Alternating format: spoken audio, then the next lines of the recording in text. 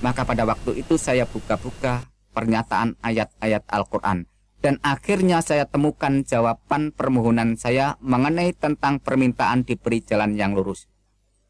Wa innahu la'ilmu lisya'ati fala tamtaruna biha wa tabi'uni hadha siratum mustaqim. Wa innahu la'ilmu lisya'ati. Dan sesungguhnya Isa benar-benar memberikan pengetahuan tentang hari kiamat. Fala tantaruna biha, dan jangan ragu-ragu tentang hari kiamat itu. Wa tabi'uni hadha siratum mustaqim, dan ikutlah aku, inilah jalan yang lurus. Itu artinya, yaitu di dalam surat Az-Zukhruf ayat yang ke-61.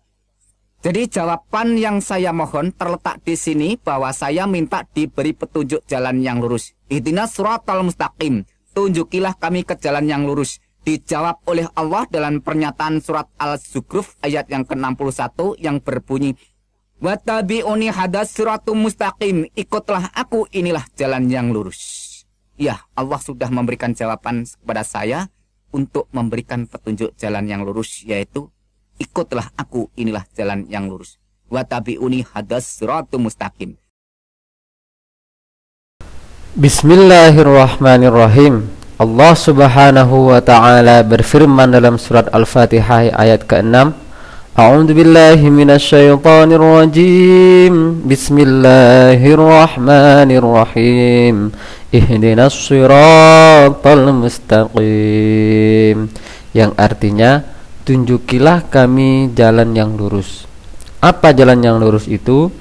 Ayat berikutnya, Siratal ladzina an'amta 'alaihim ghairil maghdubi 'alaihim waladdallin. Yaitu jalan orang-orang yang telah Engkau beri nikmat kepada mereka, bukan jalan mereka yang dimurkai, dan bukan pula jalan mereka yang sesat. Artinya apa? Jalan yang lurus itu bukan jalan yang dimurkai oleh Allah, dan bukan jalan orang-orang yang telah disesatkan oleh Allah subhanahu wa ta'ala. Siapa yang dimurkai dan disesatkan oleh Allah subhanahu wa ta'ala?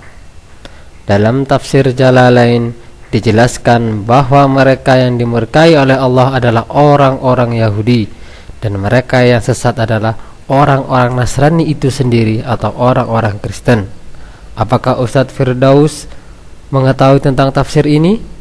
Jika tidak, patut dipertanyakan di mana ia dulu mondok, karena hampir semua pondok atau pesantren menggunakan tafsir ini. Dalam Quran surat Az-Zukhruf ayat 61, Nabi Isa berkata, ikutilah aku, inilah jalan yang lurus. Seperti apa jalan yang lurus yang dimaksud oleh Nabi Isa yang patut kita ikuti?